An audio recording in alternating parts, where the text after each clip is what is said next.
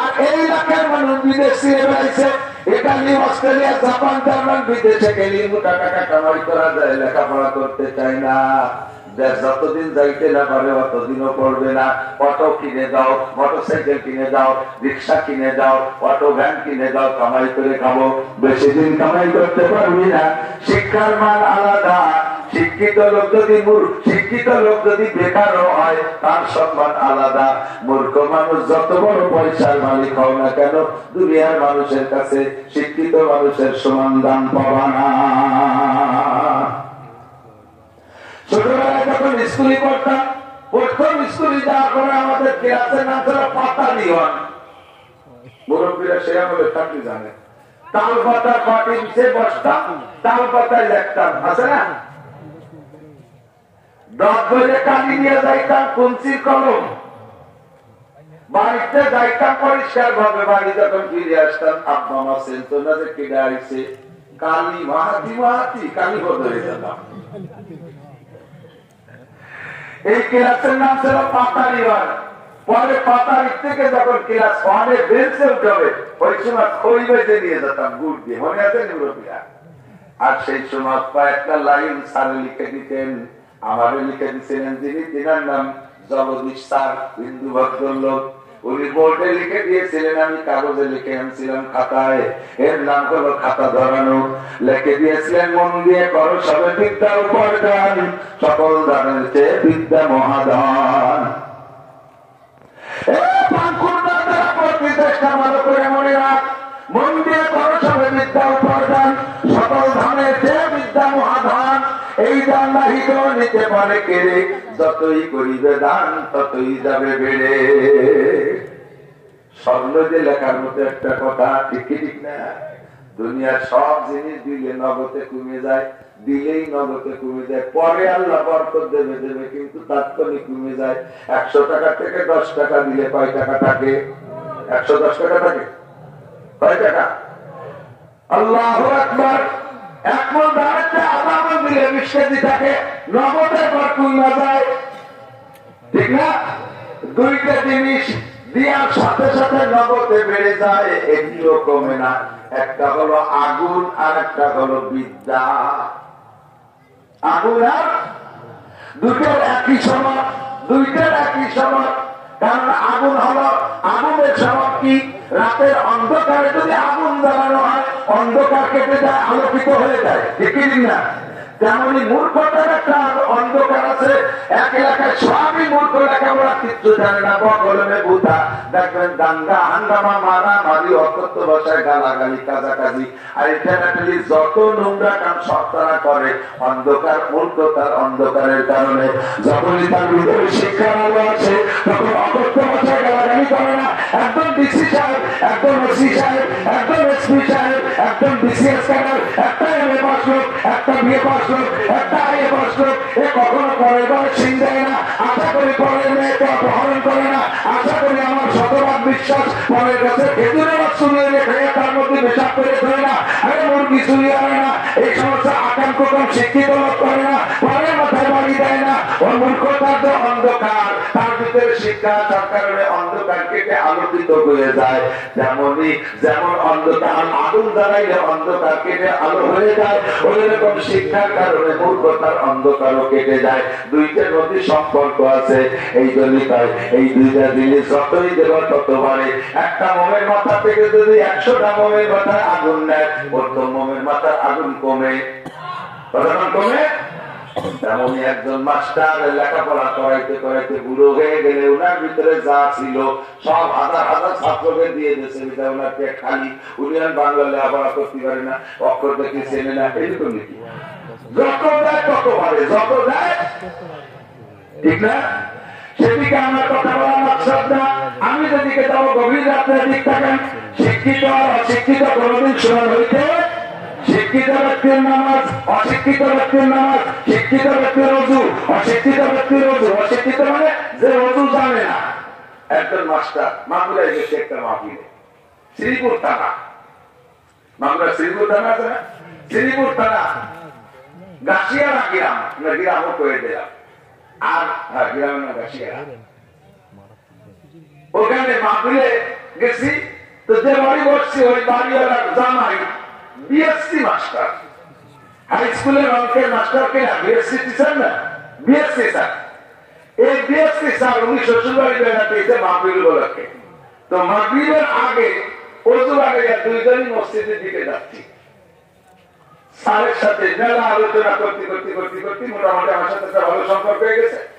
এখন চলার পথে মসজিদে ঢোকার আগে বলতেছে, হুজুর ধরেন আমি এই মাগরিবের নামাজের জন্য শীতকাল তো কঠিন শীত, পেশাব পেশাব করে জরুরত চাইতে অজু বানালাম, এখনো মাগরিব পড়ি নেই, মাগরিবের আগে যদি আমার একটা বাইক ছুটে যায় তাতে কি আমার অজু বানাতে হবে? আমি বললাম জি বানাইতে পারে না, আমি যে অজু বানাইছি ওই অজুতে যে নামাজ পাবো সে নামাজ আমি পড়ি নেই এখনো। অজুটা বানাইছে না, সেই অজুতে নামাজ পড়া পাবে না, সে নামাজটা পড়ি নেই, তার আমাকে বাইক ছুটে দিচ্ছে, তাতে কি হবে? আমি অজুর নামাজ পাবো, এটি হয়ে নেই, তারপরে ভিডিও অজু বানাবো। আমি কইলাম স্যার অজু ভাঙার কারণ 7টি, কয়টি? 1 নম্বরে পেশাব পায়খানার রাস্তা দিয়ে কোনো কিছু বাহির হওয়া।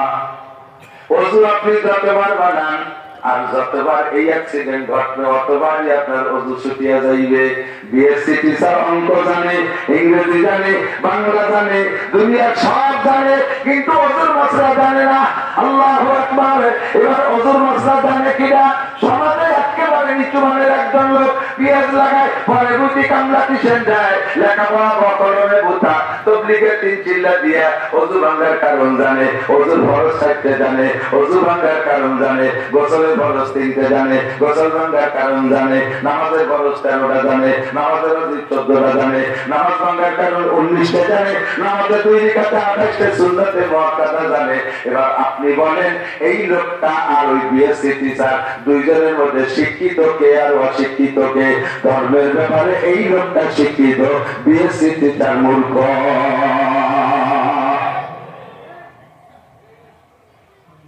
ঠিক না? কারাদা কালকায়ারি জুমলা রাস বাখুদা তদবির হিলা কায়রাওয়াস। আল্লাহ পাক বলেন তোমাদের কাছে জিজ্ঞাসা করলে তোমরা বলবা না, সঠিক জবাব দিবা না, আমি জবাব দিয়ে দেই। এরপর ইল্লাহুল্লাযীনা আমানু মিনকুম ওয়াল্লাযীনা উতুল ইলমা দারাজাত।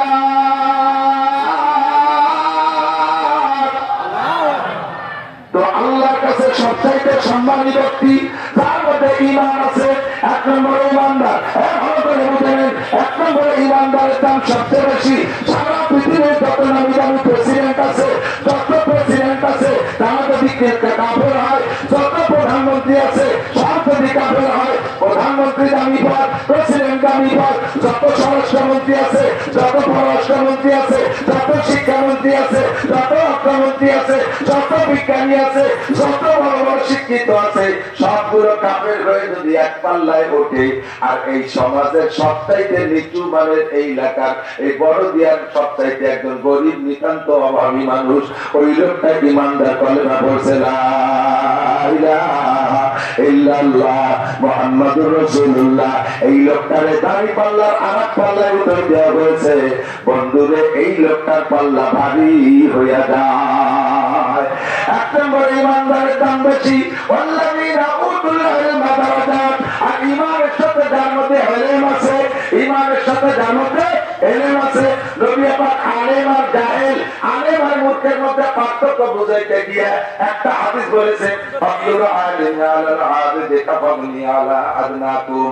তোমাদের মধ্যে ভালো করে জেনে নাও, ফাদলুল আলিমি আলাল আবিদ, একজন আলেম একজন আলেম, আর একজন আলেম না কিন্তু বহুত বড় আবেদ। আবেদ মানে ইবাদত করে, বহুত বড় আবেদ। পাঁচওয়াক্ত নামাজ জামাতে পড়ে, তাহাজ্জুদের নামাজ টাইম মতো পড়ে, ইশরাকের নামাজ টাইম মতো পড়ে, আমিনের নামাজ টাইম মতো পড়ে, সাস্তের নামাজ টাইম মতো পড়ে। একটা হজও করেছেন, 5টা উমরাও করেছেন, 50টা তিল্লা দিয়েছেন, মাসিক 3 দিন সময় লাগায়, বছরে একটা তিল্লা লাগায়, লক্ষ লক্ষ টাকা যাকাত দেয়, মসজিদের সভাপতি, মসজিদের মুতাআল্লি, ধর্মের কাজ একটা কম করে না, কিন্তু লোকটা আলেম না, লোকটা বড় আবেদ। এই লোকটা আর একটা আলেমের মধ্যে পার্থক্য কতটুকু শুনে নাও, আমি মুহাম্মদুর রাসূলুল্লাহ আর তোমরা সাহাবাদের ভিতরে সবথেকে নিচু মানে সাহাবার মধ্যে যতটুকু দূরত্ব, একজন আলেম আর ওই আবেদের মধ্যে তার চাইতে বেশি দূরত্ব। দূরত্ব মানে আলেমের দামে আবেদের থেকে 1000 গুণ বেশি। এদিক কষ্ট করছে, বুঝলেন? একটু সময় আছে, একটু দরকার আমার দিক থেকে। আল্লাহ শয়তান একবার রাতের বেলা কার গুহলিতে গাদা একটা শুকিয়ে যায়নি, ইমামে গাজালি রাহমাতুল্লাহ আলাইহি সম্ভবত হুজুরের বাড়ির কাছে আইনি বাইরে এসে গভীর রাতে ইমাম গাজালি তখন তাহাজ্জুদ করে জিকির করতেছে, বসে মুরাকাবা করতেছে। এর মধ্যে শয়তান বাইরে আইছে, খুব মিষ্টি সুরি, ওরে তো আল্লাহ তাআলা কত অভাব দেয়নি, সবকিছু পারে। আইসে বলতেছে আবিল বাইতে গাজালি, আবিল বাইতে গাজালি, ইমাম গাজালি বসা আছেন। তুমি বলতেছেন মান আনতা, আপনি কে? ইমাম গাজালি বলতেছে আপনি কে? তো বলতেছে আনা রাব্বুকা, আমি আপনার রব, আমি আপনার আল্লাহ। ইমাম গাজালি কইছে কাম সারছে। তা কি আল্লাহ, কি খবর? তোমার নামাজ, সালাম, ইবাদত, বন্দেগী, তাসবিহ, তাহলিল, কুরআন, কিতাব সবকিছু দেখে আমি এত মুগ্ধ হয়ে গেছি, আমি আশা দিনে থাকতে পারি না। সব তোমাকে সাথে করে আশা দিনে যাবো বলে আমি বুরাক নিয়ে চলে আসছি। ইমাম গাজালি আল্লাহু আকবার, স্বয়ং আল্লাহ চলে এসেছে জান্নাতি বুরাক নিয়ে ভেস্তে নিয়ে যাবে। ইমাম গাজালি বুঝে ফেলাইছে কোন আল্লাহ এসে, তো বলতেছে আল্লাহ একটু দাঁড়ান বাইরে, আল্লাহ একটু বাইরে দাঁড়ান, ঘরে ফিরে যান। তাকে বলছিল কোরআন লাঠি, ওই দৌড়ে নিয়ে ব্যাটের লাঠি পিছনে আসতে সাজিয়ে নিয়ে যাইয়ে দমা দাম আল্লাহ ফিটি 3-4 বার দিয়ে ওরে সালা আল্লাহ করে সেটাই হয়ে গেল। আমার মতো লক্ষ কোটি গাজালিকে এক পাল্লায় রাখলে যা হয়, বিশ্বনবী মুহাম্মদ রাসূলুল্লাহ সাল্লাল্লাহু আলাইহি ওয়াসাল্লামের একটা মিনিটের দরকারতে বেশি, সেই নবীকে মেরাজে নিয়ে আল্লাহ আল্লাহ দিতে আসে নাই, জিবরাইল বানাইছে আর শয়তান তুলেছিল আমার আল্লাহ থেকে ধোঁকা থেকে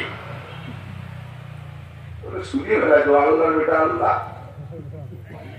মায়ের খাইয়ে দৌড়ে কয়ে তুই গাজালি এলেমের বদৌলতে বেঁচে গেলি, কয়ে তাও তুই ধোঁকা দিয়ে যাচ্ছিস, আমি এলেমের বদৌলতে বাঁচি নাই, বাঁচাইছে আমার আল্লাহ। কে বাঁচাইছে? এই জায়গাতে দমা দামটা বাড়ি খাইয়ে ও চিন্তাল্লা যে বলিয়াদের কাছে মায়ের খাইয়ে ঠকিয়ে যাবো, এই মায়ের শোধ দিয়ে যাতে হবে। এই জায়গা না পারি আর এক জায়গা যাবো, যাই দেখে যে পদ্মর যাই ওই গ্রামের আর এক পাশে এক বুজুর্গ এক পাবলিক ইবাদত করে, সব ইবাদত কমপ্লিট, কোনো তাই সত্যি ত্রুটি নেই, একেবারে দস্তারখানা ছাড়ে না, ঢিলা কুলুক বাদ নাই, নেশান বাদ নাই, সবকিছু তো পরিপূর্ণ। এ বুজুর্গ রাত্রে বসে বসে আল্লাহ মিলে করতেছে, জিকির করতেছে। ওখানে যে বলতেছে আবিল ভাইকে বলান অমুক কি বাসায় আছেন? জি, কে বলছেন? আনা রাব্বুকা, আমি আপনার রব, আমি আপনার আল্লাহ চলে আসছি। কেন আল্লাহ কি জন্য? তোমার ইবাদত বন্দেগীতে আমি এত মুগ্ধ হয়ে গেছে, থাকতে পারলাম না। চিন্তা করলাম যে কারে ভাটাবো কিনা কয়েকদিন ভুল করে, এই জন্য আমি নিজেই তোমার সাথে করে নিয়ে জান্নাতে নেওয়ার জন্য চলে আসছি। ও কি খুশিতে আর উস নাই, ও তার এলেন নাই যে আল্লাহ ভাবে আসে না। উনি মনে করছে হতে পারে ইবাদতে আল্লাহ খুশি হয়ে চলে আসতে পারে।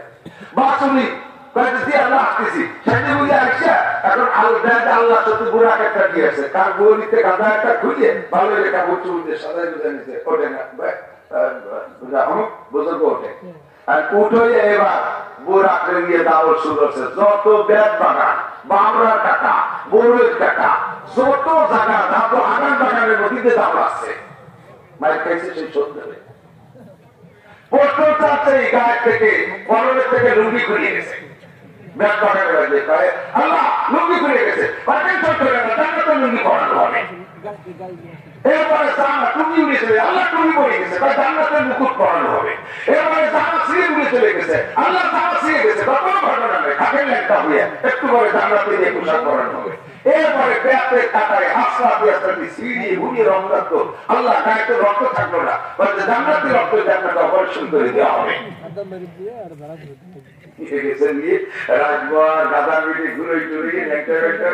সকালবেলা উনার নারী গোবর গাদা দিয়েছে, গোবরের মধ্যে মাথা সময় ল্যাংটারে গাইয়ে দিয়ে ঘরের থেকে একটা মাঝে কালা হাড়ি খাপড়া পইয়ে মাথায় দিয়ে চলে গেছে।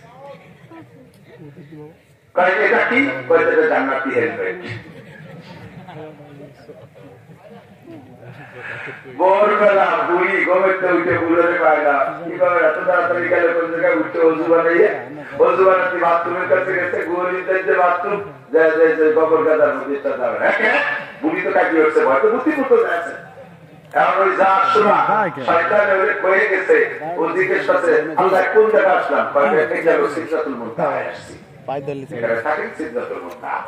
এই সময় গবরের মধ্যে পুলিশ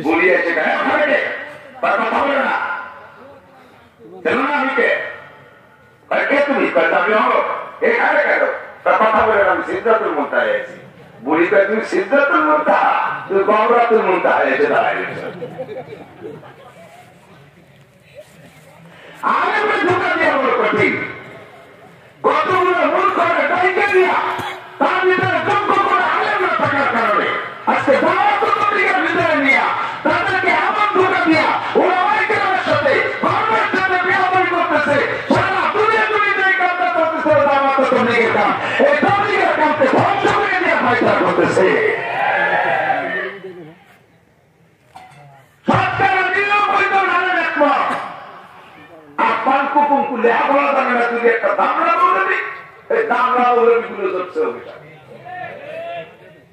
এত সুন্দর একটা কাজ চলতেছে বিশ্বব্যাপী। আল্লাহু আকবার। প্রত্যেক দিন আমি গত কয়েকদিন আগে পড়েছি, ভারতের একজন গবেষক হিন্দু, উনি বললেন যে ইসলাম ধর্ম যে সঠিক আমি না